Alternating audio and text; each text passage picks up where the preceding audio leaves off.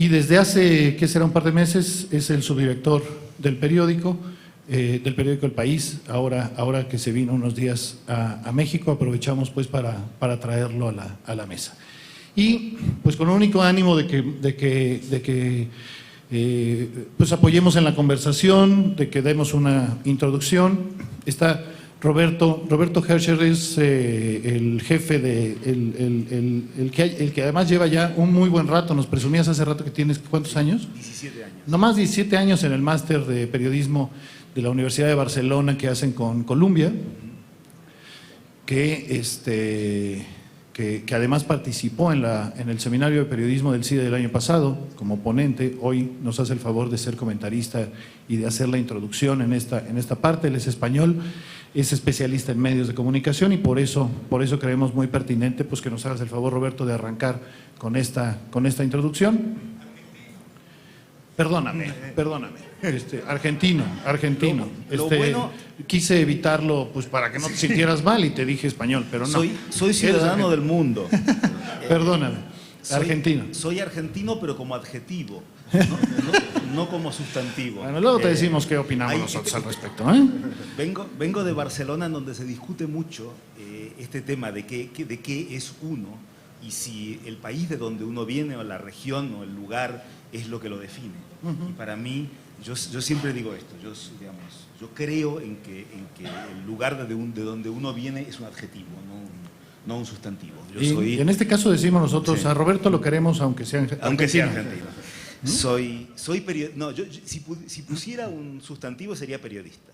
Ese me suena mejor. Y profesor de periodismo.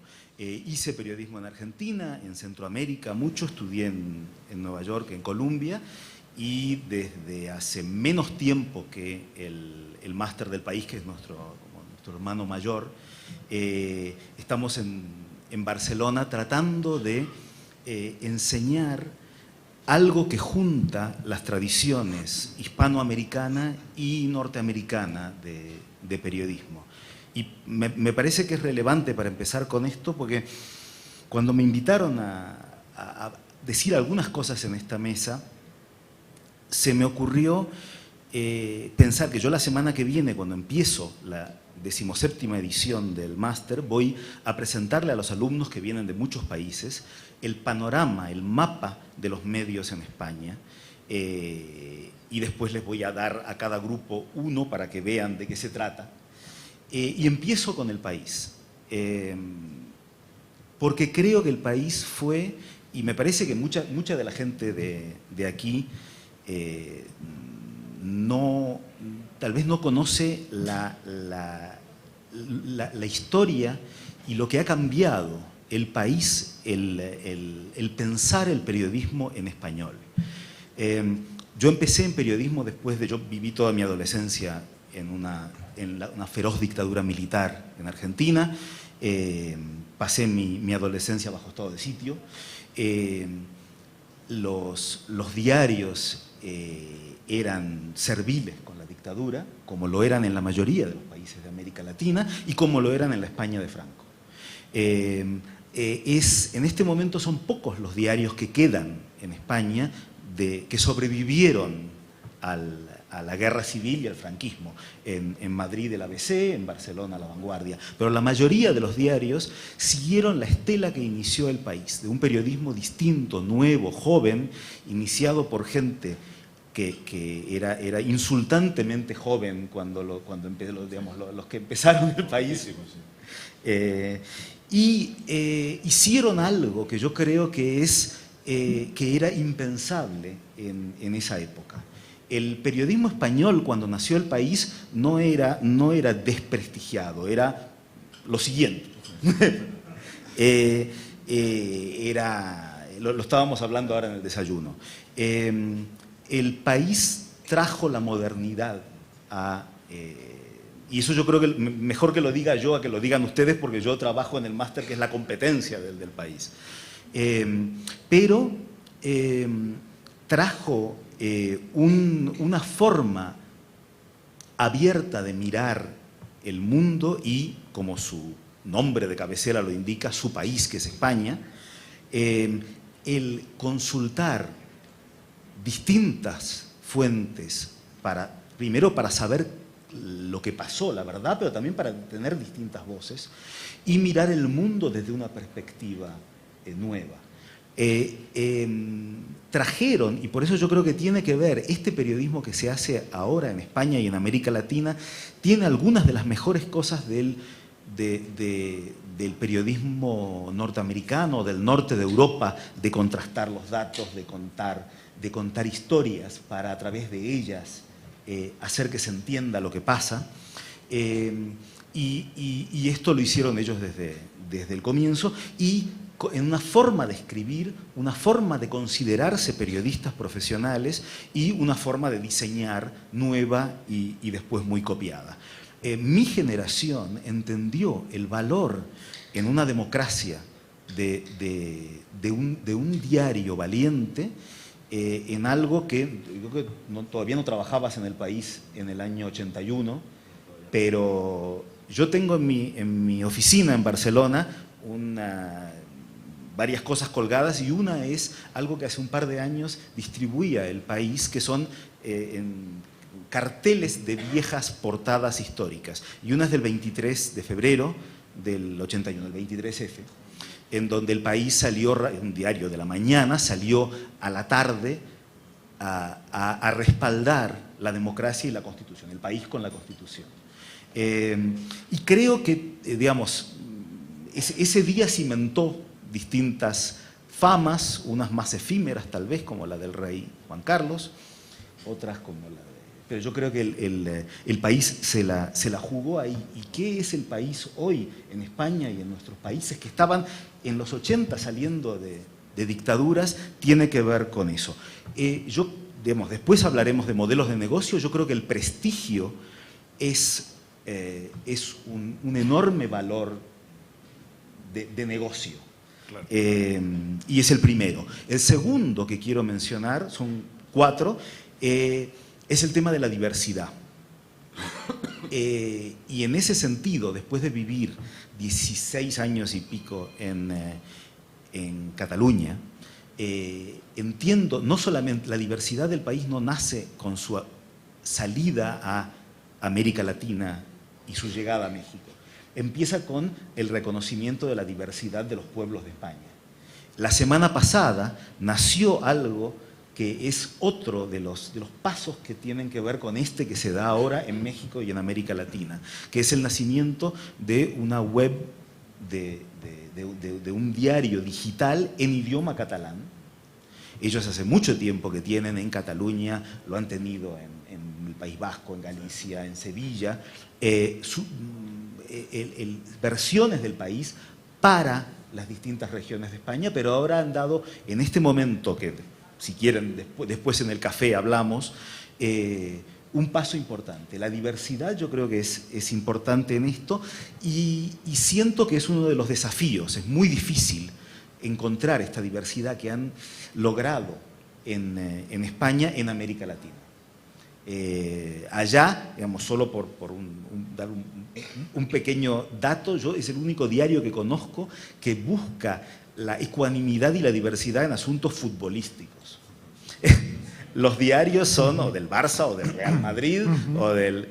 El país es, en ese sentido, es esa cosa tan extraña que toma el periodismo deportivo como si fuera periodismo internacional y te cuenta todos los lados y las versiones. Yo en mi máster en Barcelona tengo como el profesor de periodismo deportivo a Ramón Besa, que es el maestro del periodismo deportivo allí. Tercer tema, la apuesta digital. El país tuvo un comienzo tumultuoso.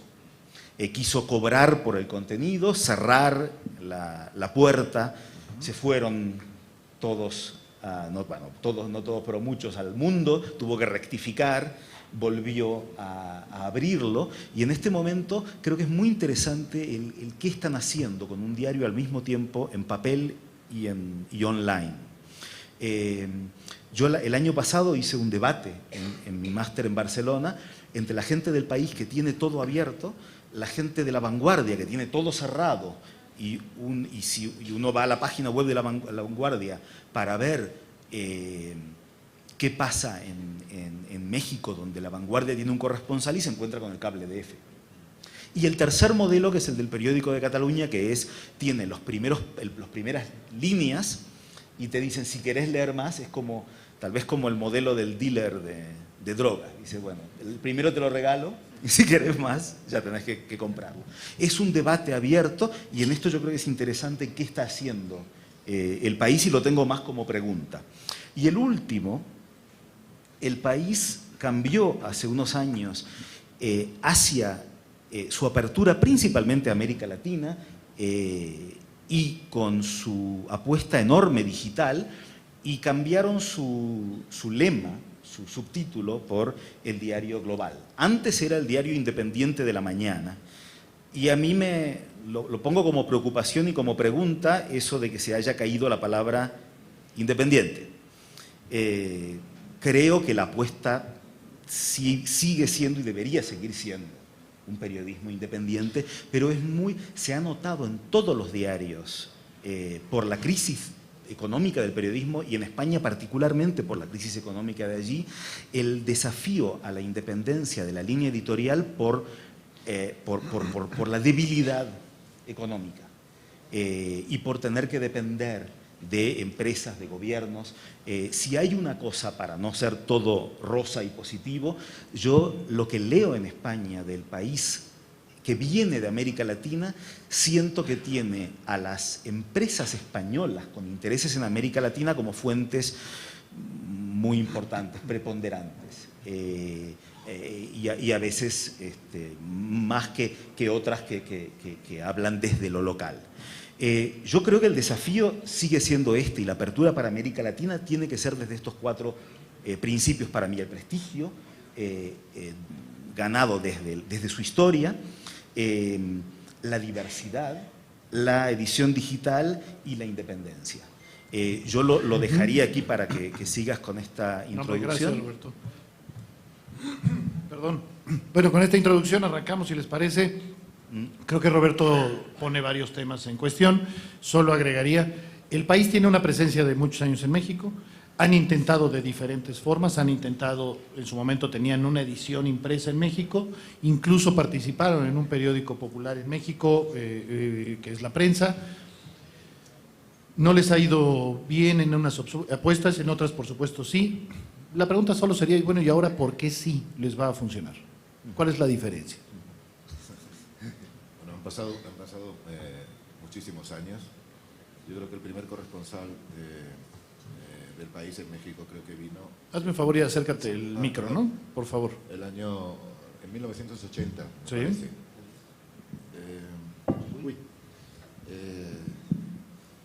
Entonces, en los años 90, creo, tú lo sabrás mejor que yo, se hizo un intento de sacar el periódico de España con un suplemento específico, un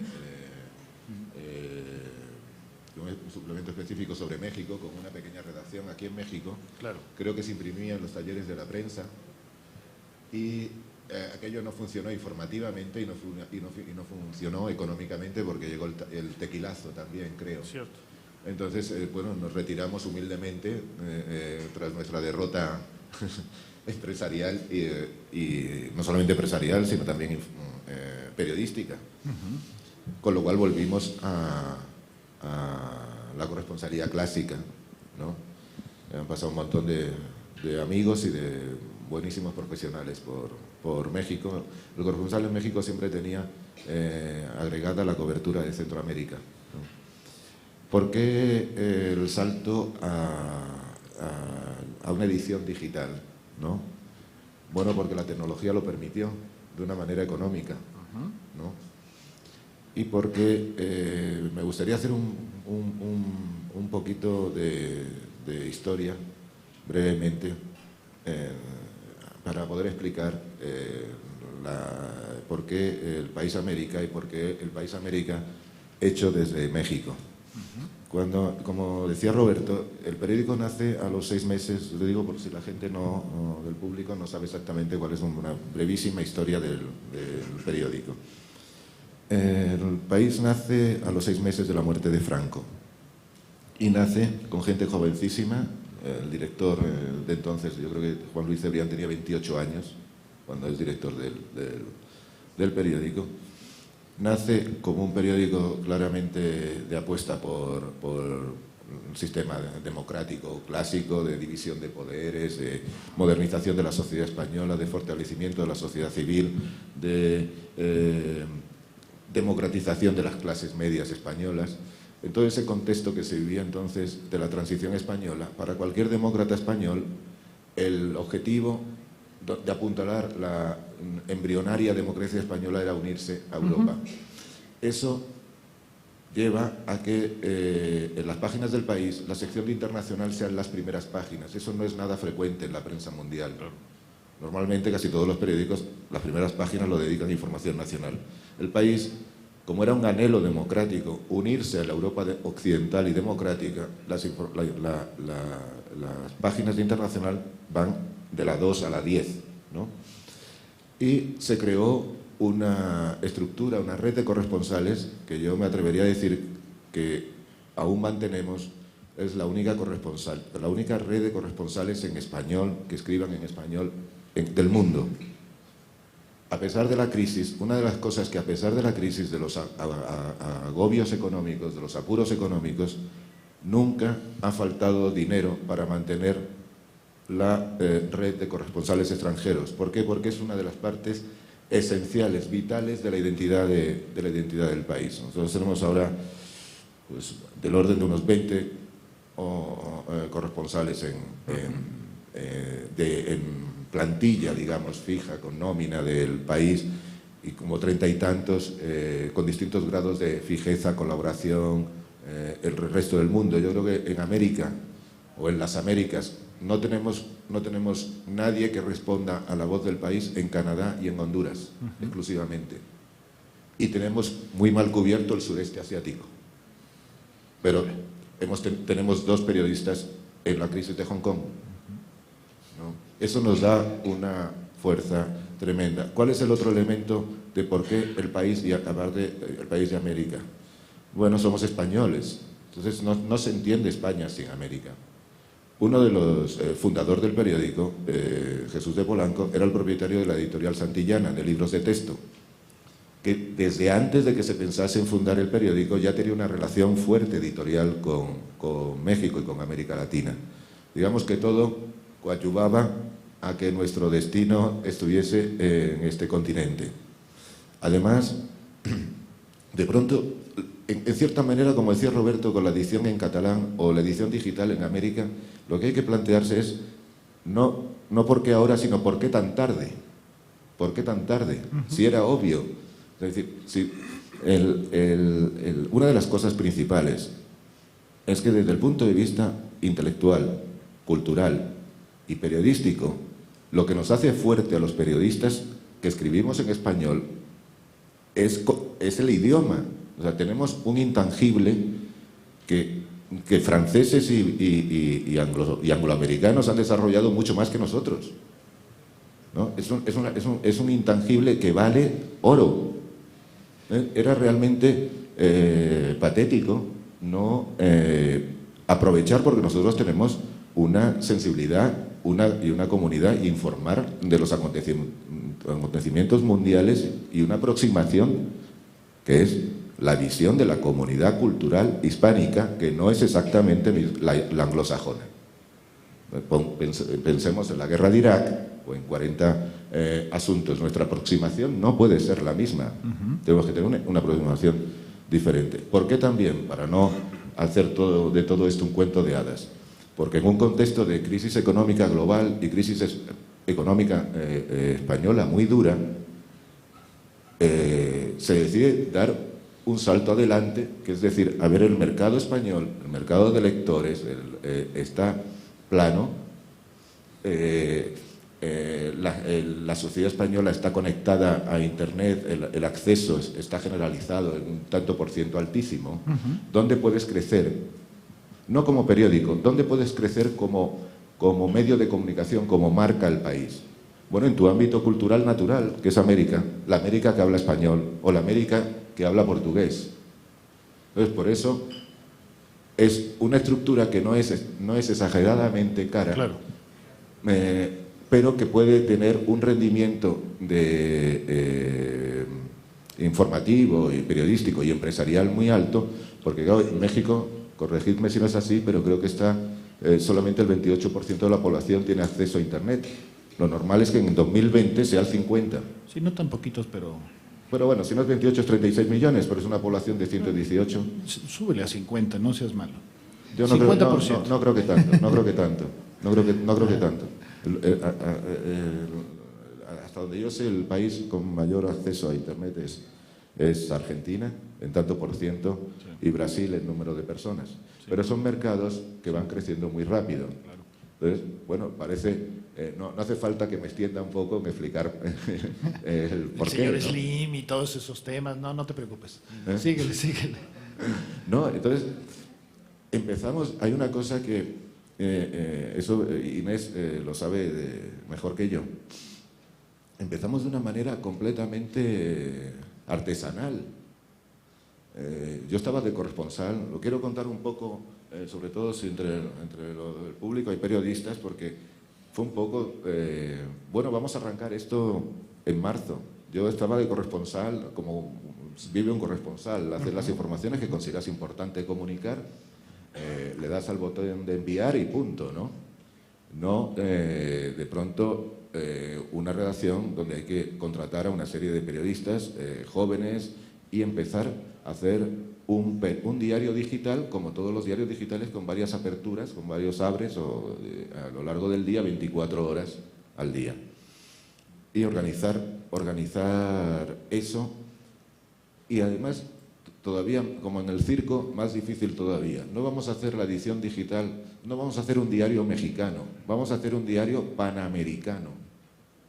Ay, Dios mío, diario panamericano, no sé, 20, 25 repúblicas diferentes, cada una con una tradición de preocupación por sus propios problemas nacionales, pero de espaldas a su vecino. Entonces empezamos evidentemente, el peso de México, al montar la redacción en México, el peso de la información sobre México iba a ser muy, muy notable y muy alta, pero tuvimos que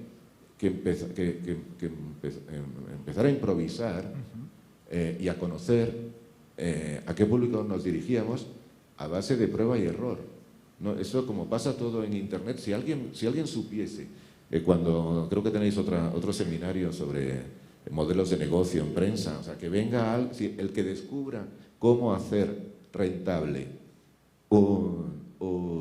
el modelo de prensa digital, le copiaríamos todos. Sería facilísimo, ¿no? Si alguien descubre, mira, así, con esto puedes pagar las nóminas y con esto puedes pagar a los enviados especiales, es que todos, ¿qué es lo que estamos leyendo todos? Que la gente hace experiencias y bueno, sí, bueno, tal, se mira mucho al New York Times, se mira al Guardian, y hablas con la gente del New York Times y del Guardian y te hunden, ¿no? Porque dicen, no nos ha funcionado. Pues no, oye, vosotros lo pusisteis de pago y entonces los primeros 20 artículos que se pican los puedes leer gratis y tal, y te dicen, no funciona. Vino a Madrid con el director del Guardian, el Guardian, que tiene un sistema único, porque no es una empresa privada que está detrás del Guardian, es una fundación casi altruista y demás, es una manera muy complicada de financiarse. Ellos hacen un magnífico diario digital, hacen un magnífico periódico en papel. Están desesperados con la venta, con la difusión en papel. Ellos han encontrado una salvación en Estados Unidos como diario digital, ocupando el nicho de la izquierda liberal norteamericana. Pero me decían, ¿sabes dónde va el Guardian ahora? ¿Cuál es el proyecto del Guardian para el año 2015? Van a salir en India, ¿no? Es decir, no había mucho que preguntarle, ¿por qué, no? No van a salir en Rusia, van a salir en India. A mí me hizo mucha gracia por decir, bueno, pues ya verás. Entonces, el asunto, volviendo al país América, basado en México, es decir, ¿cómo hacemos un periódico internacional, panamericano, que tenga contenidos que interese a argentinos, chilenos, nicaragüenses, mexicanos y a la población hispana de Estados Unidos. Claro. Eso era, pues eso a base de prueba y error, la única manera. Yo me encontraba así, leyendo, hablando con gente, viajando, sobre todo la mayoría de la gente. No, es que lo que interesa a los argentinos no les interesa México. A México no le interesa lo que les pasa a los colombianos y tal. Y era como muy frustrante. Pero yo no creo eso. Yo creo que América está sometida también a la globalización, como todo el resto del planeta. Y entonces íbamos descubriendo el hilo negro de qué cosas. Y dices, bueno, pues, a ver, la narcoviolencia no es privativo de México. Compartir la experiencia de los colombianos y los mexicanos en cómo atajar o cómo sobrevivir o cómo sufrir la narcoviolencia. El tema de las víctimas no es de un país. Ahora, por ejemplo, una de las notas que tenemos que escribir es, te lo digo Inés, para las próximas semanas. Es orden de trabajo, Inés. No, si no se notó el tono. No, pero es memoria o historia. Todos los países, más bien suramericanos, más que México, en un proceso de recuperación de víctimas y legados y de hacer justicia a las víctimas de las dictaduras militares. Si te fijas, en Perú se inaugura un mausoleo por las víctimas, en Chile están en lo mismo, la Comisión de la Verdad en Brasil, hay muchos, el proceso de paz en Colombia. Está la despenalización de la marihuana, el derecho al aborto, el matrimonio gay. Ya no hay tantos, es decir, ¿cuántos temas son tendencias globales latinoamericanas? Y entonces, y ya me callo para que no me apedreéis. Acabo con esto. El otro día publicamos un reportaje sobre las maravillas que están fabricando, los robots que están fabricando, robots que se sirven para todo tipo de cosas. No es el robot ya que es una especie de empleado del hogar, sino robots que facilitan muchísimas cosas.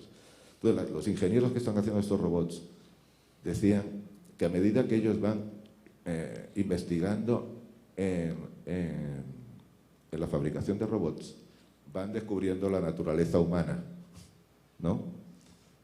A nosotros, digamos, valga la metáfora, nos vale un poco también, es decir, a medida que vamos avanzando y vamos aprendiendo cosas, vamos conociéndonos también a nosotros. Entonces, una de las cosas que El País, como periódico que fue crucial en una transición democrática, siendo muy humildes, nosotros podemos acompañar procesos de transición en muchos países de América. No solo transiciones políticas, transiciones sociales, de cambio de tendencias, de modas, de culturas, de modos de vivir. Y eso es un poco en lo que estamos, ¿no? Luis habló mucho de periodismo, pero si te parece, Inés, hablemos también del cochino dinero. ¿Cuántas visitas tienen?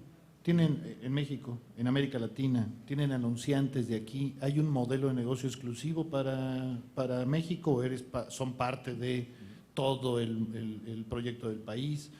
Es decir, entendiendo el planteamiento de Luis, evidentemente en la parte editorial, en la vocación, no está de más decir, para los que no sepan, que el director del País actual y el subdirector, en este caso Luis, fueron corresponsales en México, y el anterior director del País también. Y el anterior. ¿El anterior también? Mira. También. O sea, van 3 directores seguidos que fueron corresponsales. Seguidos que fueron corresponsales en Bueno, México. creo que es un dato importante. Ayúdanos nada más a entender esta otra parte. Entiendo, subrayo, que haya una vocación por hacer periodismo en México, pero también por hacer negocio en México. Sí, pero eso no es tanto nuestro proyecto de las personas que estamos aquí. A nosotros lo que se nos dijo era lo que teníamos que hacer y no sabíamos cómo, esa es una realidad. Éramos un equipo muy joven, lo seguimos siendo, y yo creo que una de las fortalezas que tuvimos es que nosotros ya no entendemos el periodismo y el periodista como el periodista web o el periodista de papel. Uno es periodista en cualquier formato. Tratamos de hacer eso, yo creo que con bastante éxito, pero con muchas dificultades, a veces cometiendo errores, a veces no sabiendo qué información había que dar, cómo había que darla, pero estamos encontrando los canales y la manera de informar de todo el continente de una manera muy plural y que puede interesar a todos, tanto en los propios países, la información de los propios países, porque no se trata solo de explicar México, de contar lo que pasa en México para los mexicanos, sino contar lo que pasa en México para el resto de países, y eso con cualquier otro país. Y hemos ido avanzando y ahora lo que tenemos que, la prioridad, yo creo que es de lo que se puede hablar aquí, se va a hablar después, es de las oportunidades que da el formato. Nosotros sabemos que hacemos periodismo de calidad, con rigor, en cualquier formato, papel o web, pero ahora es verdad que la web nos presenta un montón de posibilidades que todavía están muchas sin explorar y que todavía tenemos que ver, en las que podemos formar un nuevo modelo de negocio que todavía no está claro.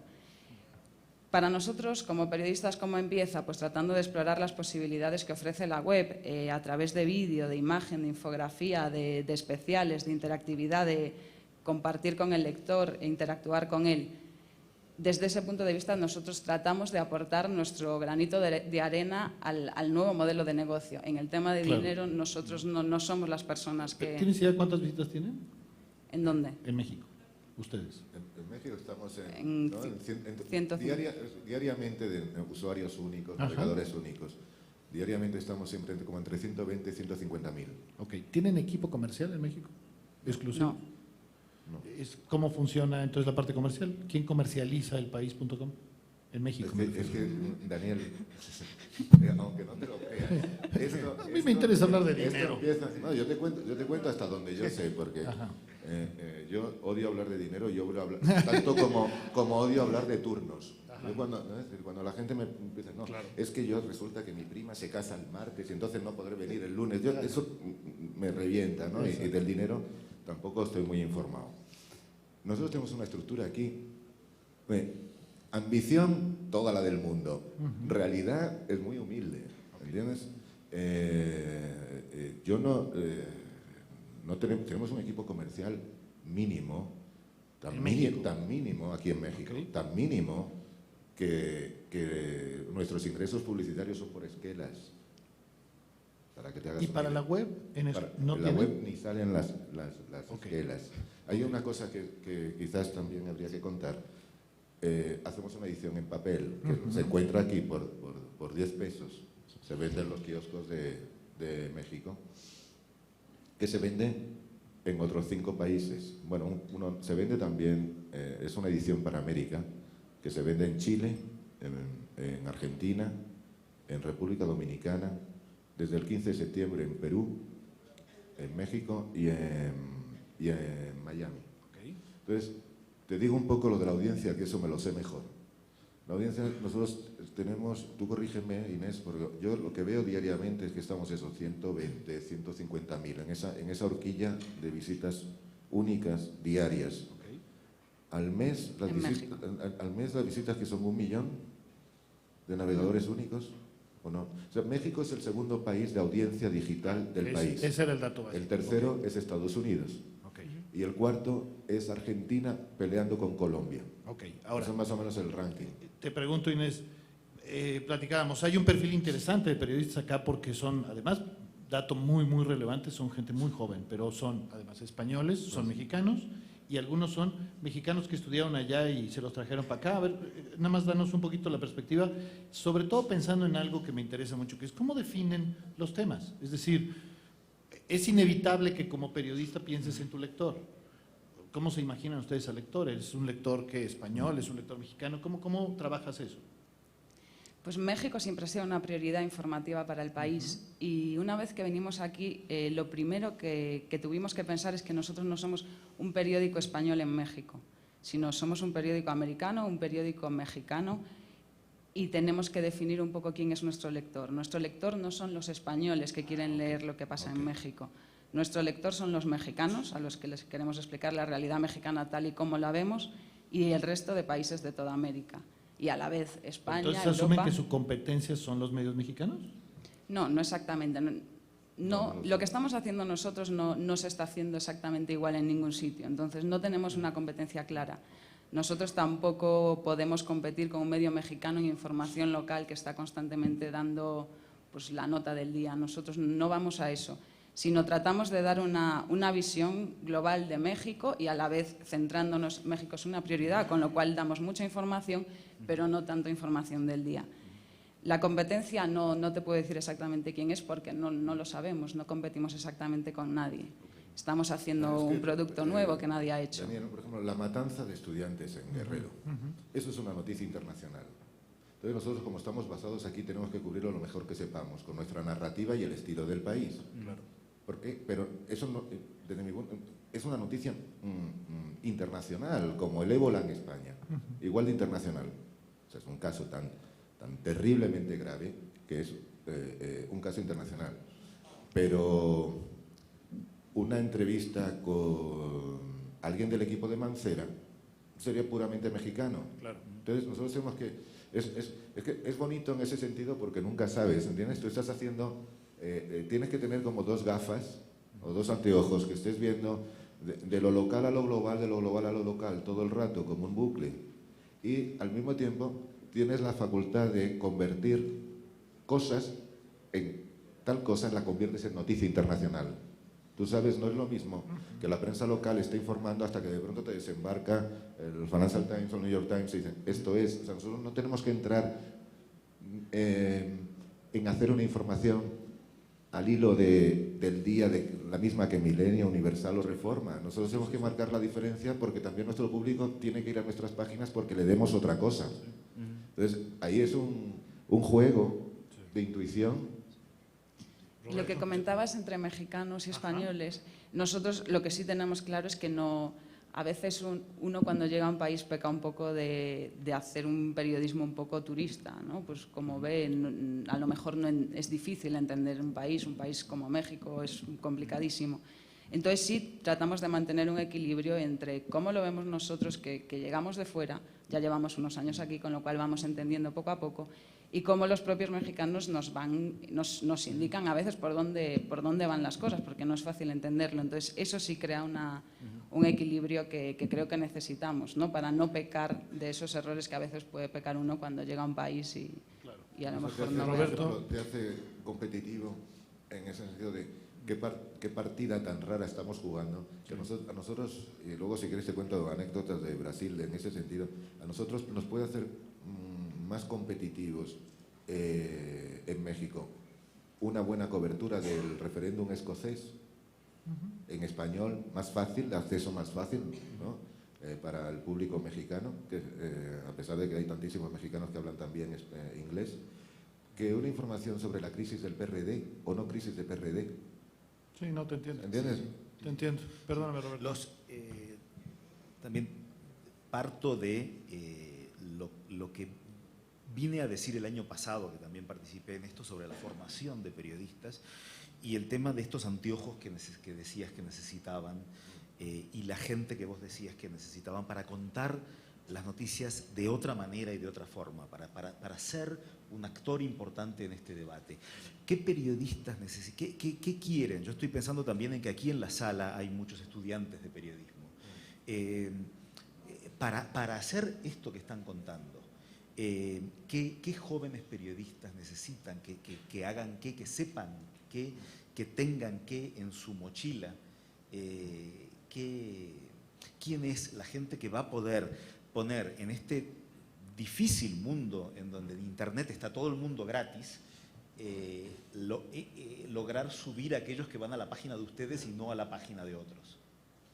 La primera condición, es lo que me dijeron a mí, es, me acuerdo, un periodista español muy famoso que murió el año pasado, que era Jesús de la Serna, una gran persona, nos decía, el periodista tiene que tener 4 cualidades: humildad, humildad, humildad y salud. Yo creo que la humildad del periodista es una cosa a recuperar. O sea, a recuperar, creo que estamos en un momento en el que todo el mundo escribe y nadie lee, y todo el mundo quiere ser estrella a la velocidad de la luz, ¿no? O sea, creo que la primera condición, una enorme humildad. Si hay que estar 3 horas esperando a que salga el político de turno, 3 horas. Y si el político de turno te dice, no te da respuesta, te aguantas. ¿No? O sea, es un trabajo de humilde, es un trabajo...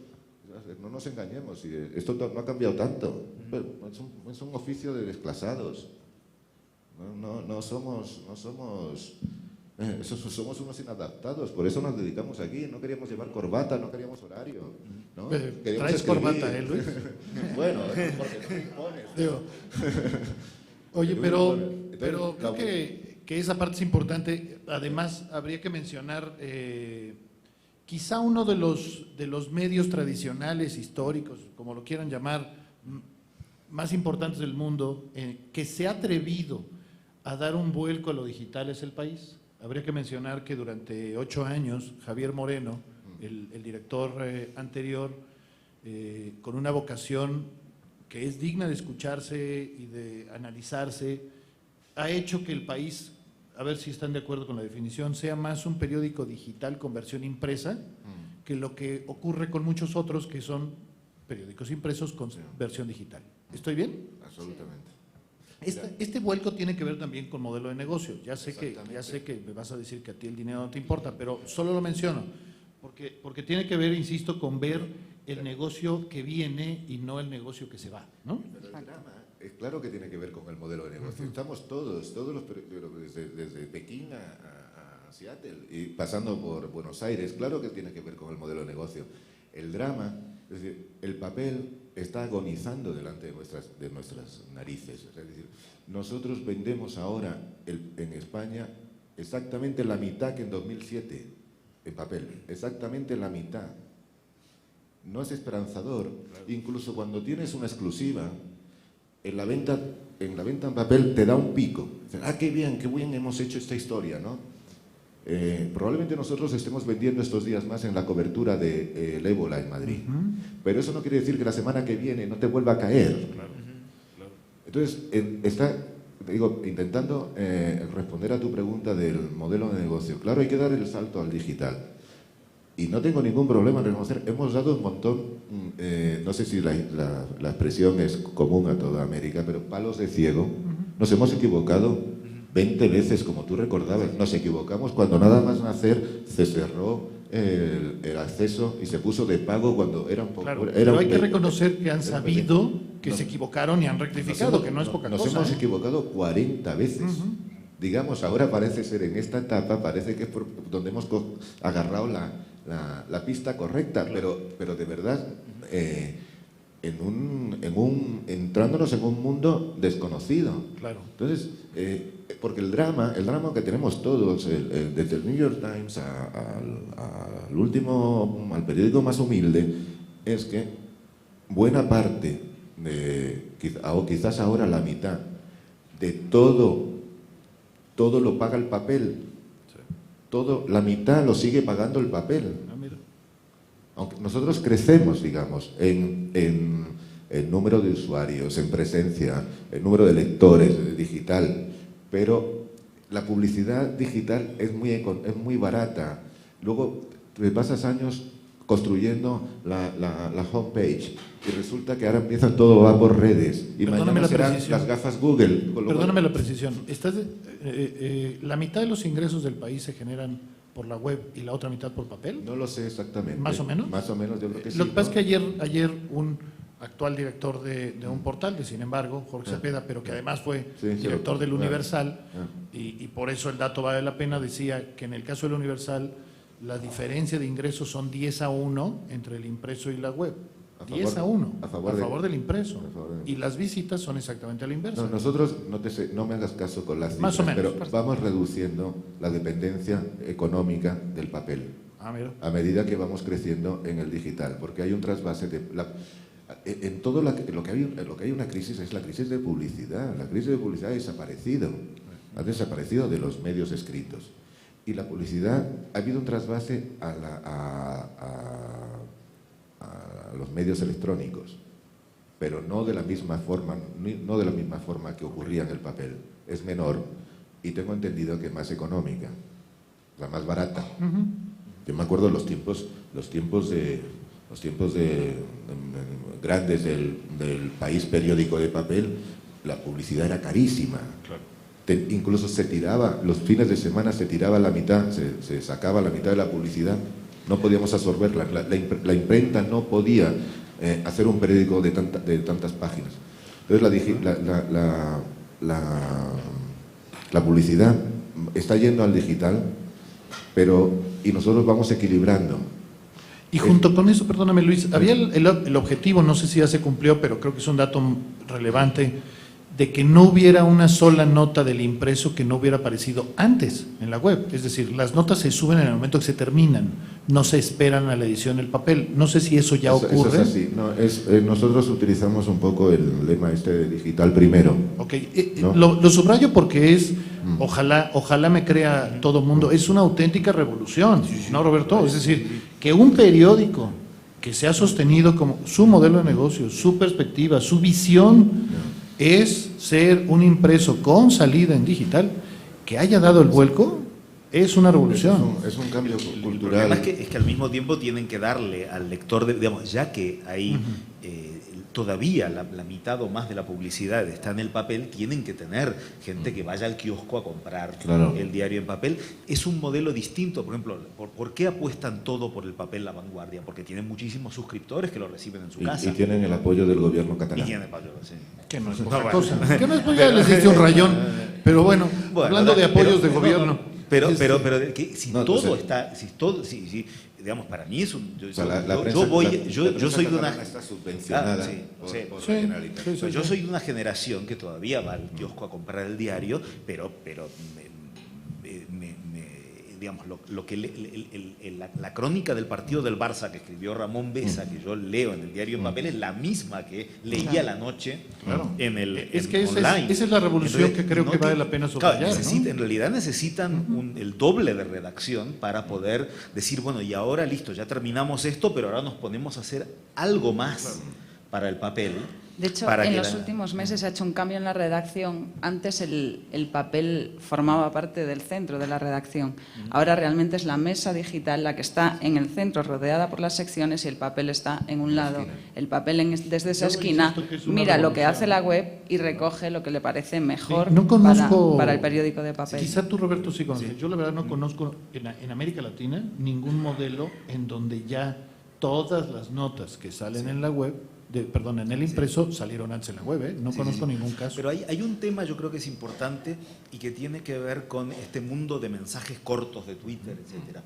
Ustedes saben que la web, al actualizarse muy frecuentemente, no duran los mensajes tanto como el papel es de una potencia, porque la gente que pasa por el kiosco, uno lo compra, pero 400 ven lo que dice la portada del País.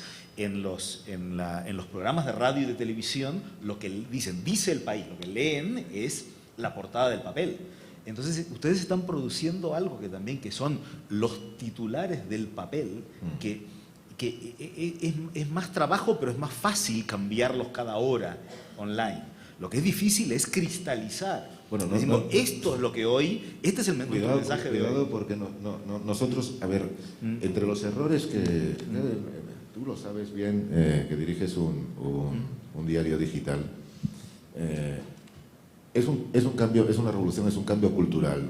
Los que estamos ahora mismo en el periódico no somos, quitando algunas excepciones, no somos nativos digitales. Somos gente del periódico de papel de toda la vida. En los excesos que ha habido un choque cultural además entre la gente mayor y los nuevos. Se rompió, por lo menos en el contexto del país, se rompió un poco la cadena de maestro-aprendiz, irrumpieron la gente de internet, la gente mayor no entendió, no previó todos los cambios que iba a suponer internet. Ha sido una adaptación muy difícil, de eso te das cuenta. Claro. Falta gente aquí, ahora falta gente aquí sobre aquí. Realmente, por ejemplo, un periodista científico, ¿qué más te dé que esté en México, en Madrid o en Oslo? ¿No? Oye, en ese sentido, déjame nada más, perdóname, que aprovechando que Inés es quien lidia con los de acá, ¿cómo es el perfil del periodista que está trabajando en el país en ese sentido? En efecto, nosotros tres, por un tema generacional, pues no somos nativos digitales, pero parte de los reporteros que están trabajando aquí sí lo son.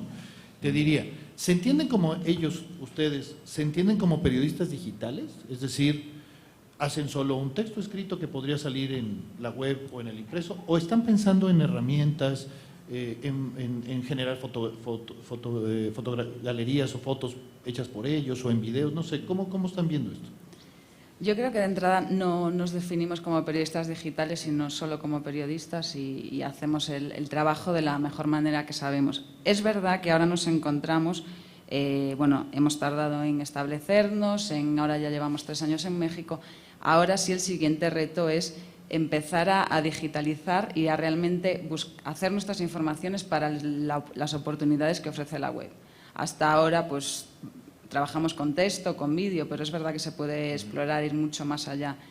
El perfil, además, yo creo que lo que tenemos una ventaja es que pues hace años uno trabajaba para la web o trabajaba para el papel y no eran las mismas personas.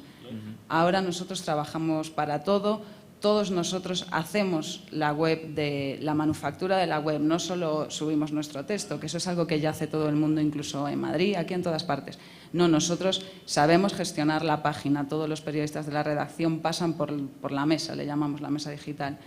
Entonces, por un lado reportean, por un lado siguen la actualidad, por un lado escriben y por otro lado manejan la página de América. Entonces, yo creo que es un periodista muy completo, muy versátil, que puede estar aquí y allá. Y si algo creo que necesita ahora y necesitamos ahora es avanzar en el lenguaje digital que ofrece la web a través de todas las posibilidades que hay. Bueno, si les parece vamos a abrir algunas preguntas, pero no quisiera terminar la mesa sin plantear dos temas ineludibles. El País es un periódico de referencia en México, creo que no hay duda. Si me permiten el comentario, diría que parte importante de su crecimiento ha sido porque han hecho un periodismo que los medios mexicanos no hemos querido, no hemos sabido, no nos hemos atrevido, como quieran ustedes calificar, a hacer temas, coberturas, ángulos, que créanme, yo como consumidor de información respeto mucho. Sin embargo, la línea editorial del País ha estado a debate los últimos meses. Esta mesa, como paradoja, se llama americanizar el país. Me preocupa que americanizar significa aprender las malas mañas del periodismo mexicano. ¿Sí? Les pregunto dos cosas. Una primera, hay una versión de que el País está interesado en tener televisoras en México, ser socio para tener una televisora, y eso lo vinculo con la segunda pregunta, que esta apuesta los ha hecho aliarse con empresarios, déjenme buscar las palabras más educadas, Dios mío. Afines, gracias Roberto. ¿No? Con medios que no tienen circulación, ¿no? Pero sobre todo, para hablar específicamente del País, hace apenas quizá un par de meses yo leía una declaración de Antonio Caño, el director del País, que dijo: nosotros apoyamos las reformas de Enrique Peña Nieto. Más allá de que discutamos, porque no es el ánimo eso, pregunto, ¿la línea editorial del País ha cambiado en los últimos meses? ¿Se han hecho, y perdónenme la franqueza, y créanme que lo digo con todo respeto del mundo, por tantos años y por conocernos, ¿ha cambiado para volverse un periódico más cercano al gobierno? ¿Lo han hecho pensando en un tema de negocios? Absolutamente no. La línea editorial va a seguir siendo la misma. O sea, radicalmente no. Creo que lo demostramos todos los días. Es decir, la declaración en una entrevista de Antonio Caño sobre que apoya las reformas de Peña Nieto. Claro que las apoyamos editorialmente. La gente puede coincidir con nosotros o no. Pero, por supuesto, no hace falta que recuerde que el Pacto por México estuvo consensuado con las 3 principales fuerzas políticas mexicanas. El pacto, desde el punto de vista de expertos económicos, pueden ponerle un pero allí, un pero allá, pero no nos engañemos a nosotros mismos. Las reformas, el catálogo de reformas recogidas en el Pacto por México es lo que necesita México desde hace 25 años. No creo que haya un consenso en este país del 80%. Otra cosa es que esas reformas tengan éxito. Otra cosa es que esas reformas se apliquen con transparencia y con lealtad. Ahora mismo yo creo sinceramente que las reformas están perfectamente estancadas, y que están caminando muy despacio, y ya veremos. Pero que el catálogo de reformas, que había que reformar la educación, que hay que hacer una reforma fiscal, probablemente no la que se ha hecho, que había que abrir a romper el monopolio de las telecomunicaciones. Es decir, por supuesto que editorialmente el país apoya todo. Consideramos que una aplicación correcta de esas reformas es bueno para los mexicanos. No es que sea bueno para el PIB, es bueno para la población mexicana. Entonces, claro que apoyamos esas reformas. O sea, sobre ese tema, línea editorial. Vamos a seguir escribiendo con total independencia sobre cómo se llevan a cabo esas reformas, cuánto bien y cuánto mal. Mi punto de vista personal, si yo fuese corresponsal ahora mismo en México, tendría que contar realmente, oye, esto no jala, ¿no? Alguna de ellas.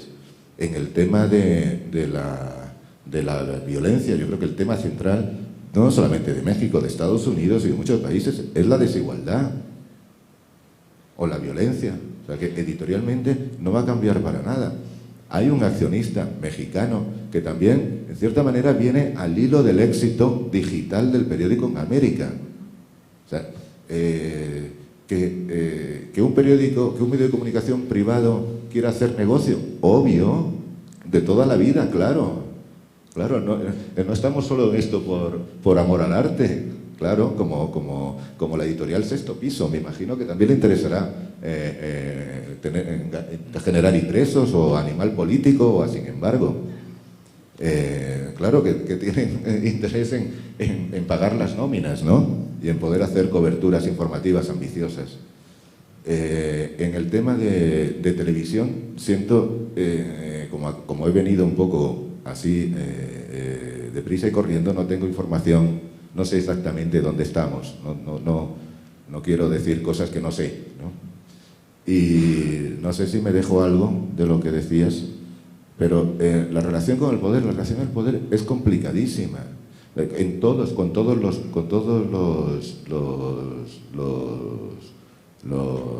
poderes de todos los países, ¿no? Creo que son fáciles relaciones con el gobierno de Rajoy o con el gobierno francés, no son fáciles. Entonces, por supuesto, importante, no vamos a aprender las mañas. No vamos a aprender las mañas, porque eso sería desnaturalizarlos. O sea, nosotros nos debemos al estilo y al prestigio del país. Al revés, en toda esta aventura hay una cosa que se sufre mucho como periodista, que es que cada vez te lo ponen más difícil. Sí. ¿Entiendes? Porque el prestigio, el crecimiento, la expansión, al final el estándar va subiendo y tus recursos son limitados. Entonces, esas son cosas que parece... Yo en toda mi carrera profesional jamás he recibido una indicación para escribir nada. Así, tajante, nunca.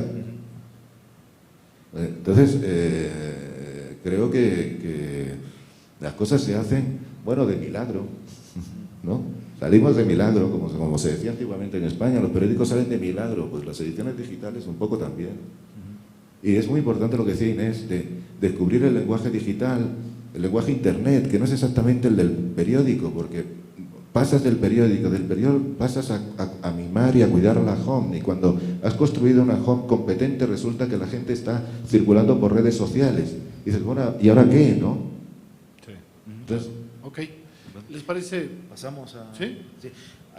Vos estás viendo los de allá y yo estoy veo viendo los de acá. Y que se frieguen los de acá. Bueno. Ok. Sí, les pedimos ¿Empiezan? que se presenten, ¿no? Por favor. Por edades, sí. Lo- Entonces empiezas tú, Homero. No, perdóname, si es por edades empiezas tú porque eres el más grande. ¿Hay micrófonos para el público? Si no, a gritos, no te preocupes. A gritos. Va.